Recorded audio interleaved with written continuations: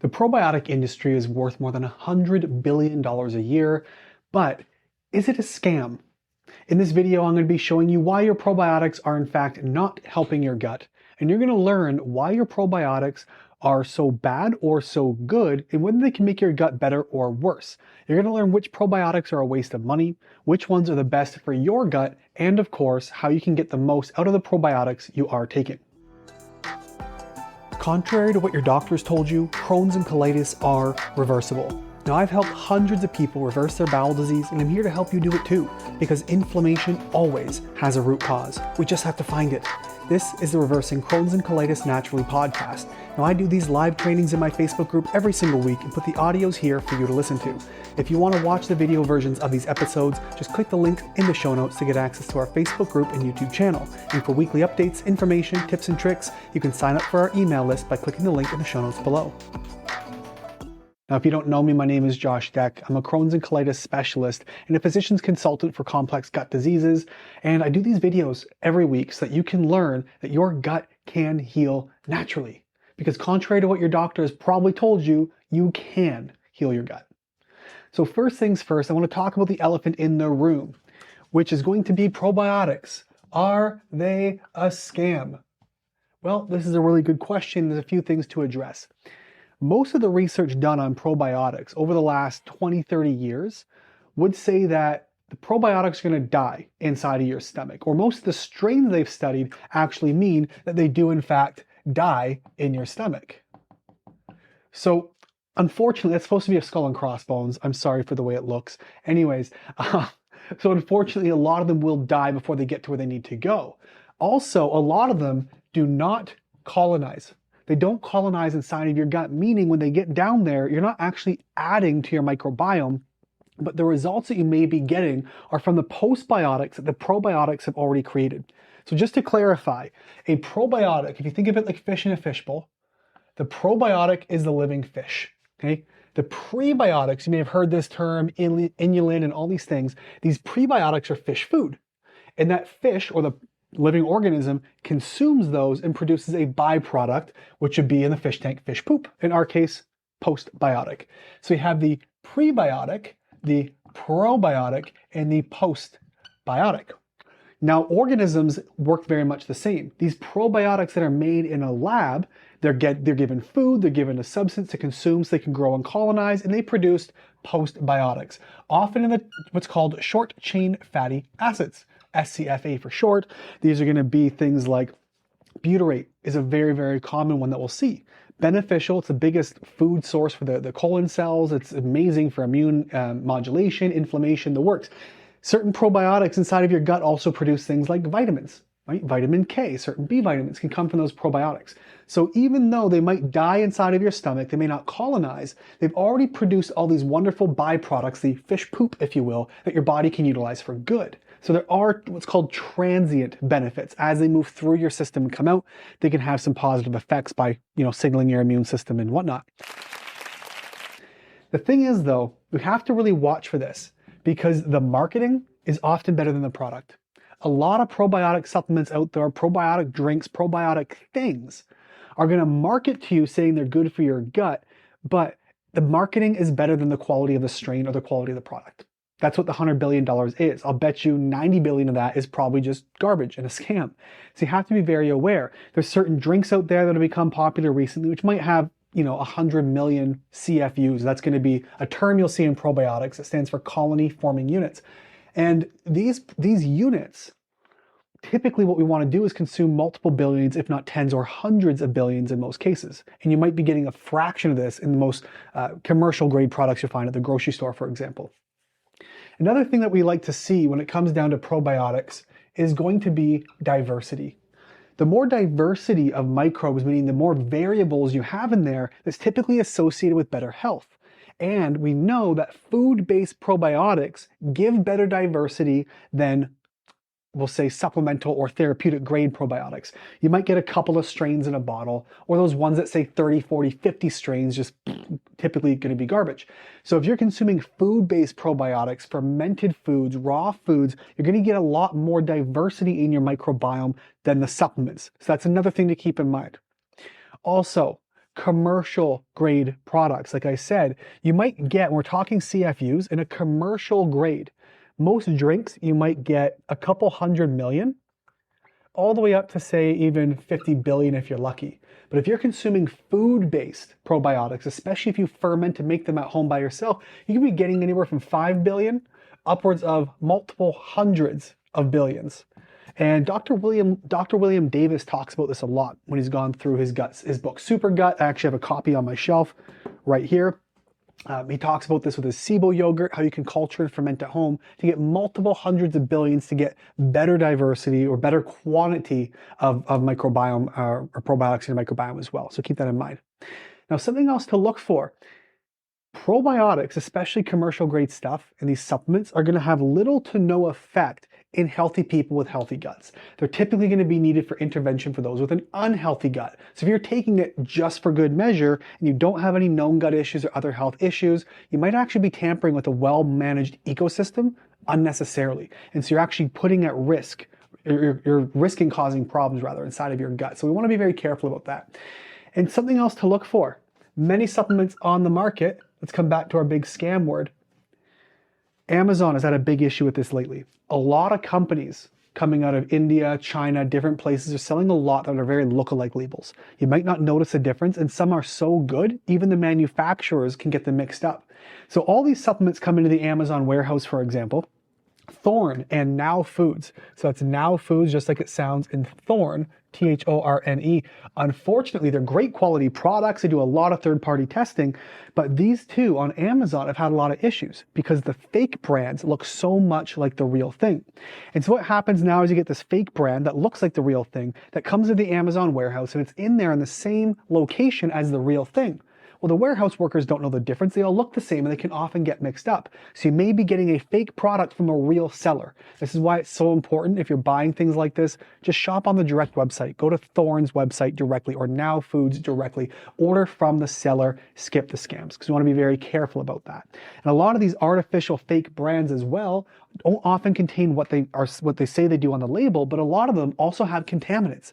We've even seen some tests that have shown E. coli, which can be very, very dangerous, if not deadly, for some people.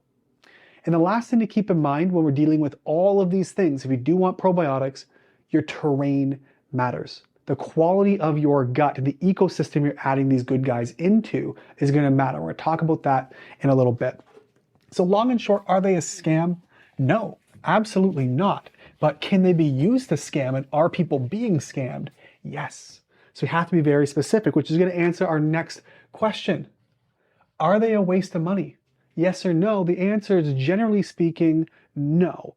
But for the general population, they're going to be a lot lower on the totem pole of gut health supplements. If I'm looking at supplements for your gut, I might prioritize something, for example, like tributyrin, way above something like a probiotic. And that's only because most people don't actually need probiotics. And where I specialize in Crohn's, colitis, and IBS, I use probiotics very sparingly. I will target them specifically. So if I'm targeting a specific condition for a specific response or a specific reason, I'm going to get in there with things that I know work based on the studies, not these broad spectrum. And that's the biggest mistake you're probably making right now, is you go and just get a big broad probiotic just because you're told it's good for your health without realizing what you're taking, why you're taking it, or the data behind it, and ends up becoming expensive urine, or in this case, expensive poop. And so I'm targeting Crohn's, colitis, IBS, infections, certain inflammatory processes with a specific strain or formulation, not a waste of money. For the general population taking them, I'd say rather arbitrarily, big waste of money. Which also brings up the next question. We kind of talked about scams and money, but are they, most importantly, I don't know why I drew my E like that, are they safe? Generally speaking, probiotics are safe, especially under supervised care when you're targeting specific type of conditions. And if you're getting these commercial grade products like drinks, like Poppy recently became popular, Pepsi bought them out for something like $1 billion. The probiotic count in most of these things are going to be generally so low, it's probably not an issue. It's just a tasty pop, probably sweetened with erythritol or whatever they use. But if you have conditions like SIBO or small intestinal bacterial overgrowth, if you have histamine issues like MCAS, we call it, or mast cell activation, you're someone who gets really phlegmy when you're eating certain foods, you get irritable, bloating, rashes, hives, eczema, allergies, you want to be very careful. because a lot of probiotics, not only can they contain histamines, but they can also liberate histamines from your body. If you've got mold exposure, these probiotics can often worsen your condition. So for you, they may not be safe. But let's talk about the best and the worst types of probiotics, because this is an important conversation. We talked about some that are a scam, so we know the best ones are the ones that are not a scam, obviously. But the conversation we want to have is, what about strains? So we're going to talk best versus worst. There are some that I generally use when I'm talking to my clients dealing with bowel diseases or any kind of condition, because they're really good regulators for inflammation, for the immune system. They're good for controlling the gut lining, for regulating overgrowth of things like candida, which again, it's natural in your ecosystem, but it loves an inflamed environment. It can overgrow and become very toxic. And so in these cases, I'll use very specific strains. There's one called Saccharomyces boulardii. I've been using it for a decade. I still can't spell Saccharomyces boulardii, but we'll call it SAC-B for short. There are other probiotics. The most common ones you'll see are Lactobacillus and Bifidobacterium. Just to put these up on the board, that's Lactobacillus and then Bifidobacterium. Just spelled exactly like they sound. But this is an umbrella. Lacto and Bifido are huge umbrellas with hundreds and thousands of different strains and genus and species like underneath these species. So if we're looking at them specifically, I'm more inclined to use certain lactobacillus ones like what's called rhamnosus. Or I might use something like Lactobacillus plantarum. Again, there are like LP299V and different specifics of the plantarum strains. Some of them are even patented, but they can produce very beneficial effects inside of a human body. And so we want to use them very specifically. Bifidobacterium is another one. I might use a lot of something, again, depends, like Bifido infantis or others like that. But there is a spore-based probiotic. And these ones, don't get them mixed up with Bifido, it's called Bacillus. Now there are different Bacillus strains, but a spore, if you think about taking these probiotics, these are like the living fish, okay, the fish in the fishbowl analogy. The spores is like a handful of fish eggs, where you're not just gonna have one fish that goes in, but you're gonna have many, many fish flourishing and breeding and growing and producing more and more of them. And so sometimes we'll often use these. Now more isn't always better, but certain strains like Bacillus subtilis and coagulans. So Bacillus subtilis and coagulans have been very thoroughly tested for immune issues, inflammatory issues, all kinds. And these have been tested through scientific studies, analysis, research, microbiome samples, immune panels that work. So we know they work for what they work for. But there's something very interesting you may not have heard of yet. And that's because it's relatively new to the Western world, but the truth is, Europe and Asia, like France and different parts of Asia, have been using these for probably 30, 40 years. And these are called parabiotics. Now, parabiotics are actually dead strains, which might not make much sense, but think about the original idea behind a vaccination, right? Whatever your thoughts are on those, but the idea was take a dead virus, put it in your system, your body will recognize and say, hey, we can do something with this, or we're going to build defenses without the actual damage being done, right? Now, a parabiotic is the dead thing, but they kill it just enough. They raise the temperature just enough to kill it off, so it's dead, but it's not exploded, it's not denatured, it's not completely unbound to where it's unrecognizable, like in the process of things like pasteurization, which will heat to over 400 degrees.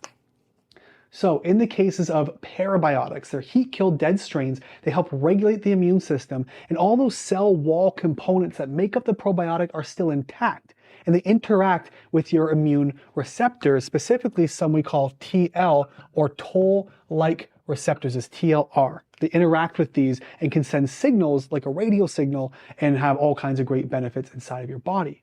And so these are typically very safe for those sensitive populations, those with Crohn's, colitis, SIBO, autoimmune conditions, histamine issues, mold, even children who might be sick. Typically these parabiotics respond very, very well in their system, can trigger a lot of the benefits without the risk of fermentation, colonization, or other issues we don't necessarily want if we're not testing. So parabiotics are something to keep an eye on. Now, spores is another conversation we had briefly. Again, that's about the Bacillus strains, Bacillus coagulans, Bacillus subtilis. Those Bacillus strains are an example of a spore. Now, spores, Again, they have a shell on them, like a coating. They survive the stomach acid, and they've been clinically tested in many, many instances through benefits in post-antibiotic exposure to help sort that out. But again, the risk is over-colonization, so we have to go slow. But spores, even though they can be really beneficial, have not been well tested in very sensitive populations, and that data is still sort of coming out right now. Which brings us to another point. These are some of the best, but what are the worst? Like, okay, I know what to buy, I know what to look out for, I know where to shop. But if I'm buying them and I'm looking at the label, how do I know it's going to be a waste of money? So there's a couple of things to look for when we're dealing with the worst versions. Number one, the top of the list here is going to be anything you'll find typically at the grocery store, especially the cheap ones, and we're just going to call them generic. Real probiotics take real testing, clinical and lab testing, to make sure that they're quality production. Generic brands that you'll find with 30, 50 strains or more, things bought on Amazon. My favorite is the ones that say refrigerate after opening, but they came in like a hot box that was sitting in the sun, right? Make that make sense to me. There's all kinds of other things we got to watch for. If things that are warmed up, cooled down, anything that's not stored properly. An unverified generic brand, again, if it doesn't have any lab testing, any reference, if the website's pretty sketchy or hard to get to or non-existent, they're probably going to be crap. If they are cheap and you're not spending a lot of money on them, they're probably crap. A lot of companies will charge more just because they can. But the reality is a lot of companies charge more because they have to, because they put millions of dollars into lab testing and clinical testing to make sure that they are giving you a quality product that has what it says on the label, that's going to survive the shelf or survive the fridge, that they're shipped to you properly. All these things cost more money, and that's why they end up costing more money to you.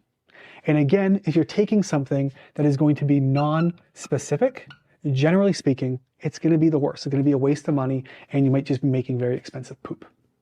So the final thing I want to answer for you here is, how do you get the most out of your probiotics? Because if you're taking them and you're spending the money on them, you don't want it to go to waste. You want to get the best bang for your buck you can of every supplement, every product you're taking. So the first thing we have to look at is going to be terrain. And I can explain this best by using fecal transplants. It's exactly what it sounds like if you're not familiar. They actually take poop from one human being and give it to another through a couple different things. There are retention enemas, exactly what it sounds like face down, ass up, let it sit. There are what Stephen Gundry actually calls crapsules, where they take it, dehydrate it, put it through a centrifuge, put them in a capsule, you swallow it. And then the other one is colonoscopy, where they go in, clean out, you got gastroenterologists and anesthesiologists in your operating room, and they actually plant stool in there for you. And that replaces the microbiome. But here's the thing. If you were to take a healthy tree from a nursery and plant it into soil that's full of salt and dogs are peeing it all the time, and there's frequently, fires in the area, and the air quality is really poor and doesn't get watered, do you think that tree is going to survive? Right? Of course not. And so we're dealing with the terrain. That's the soil you're transplanting these probiotics in, either through a fecal transplant, through probiotic supplementation, through food ingestion. If you have mold in your home, if you're chronically stressed, if you're ingesting chemicals, pesticides, toxins all the time, if you're drinking alcohol, eating junk food and sugar and refined foods, we're going to have some problems. Now, for those of you who might have Crohn's or colitis, other bowel diseases, sometimes when we go to transplant, say a fecal transplant, or actually using probiotics, they're going to take better under biologics or steroids to manage those inflammatory responses so that you're not transplanting them into a house that's already on fire. So keep that in mind. Terrain matters. The next thing we have to look at, of course, like we just briefly talked about, is going to be lifestyle. Well, your diet needs to match the desired outcome. So if you're eating fast food, you're going to get fast garbage results, and you're going to get fast bowel movements, typically like diarrhea, right? So watch for that.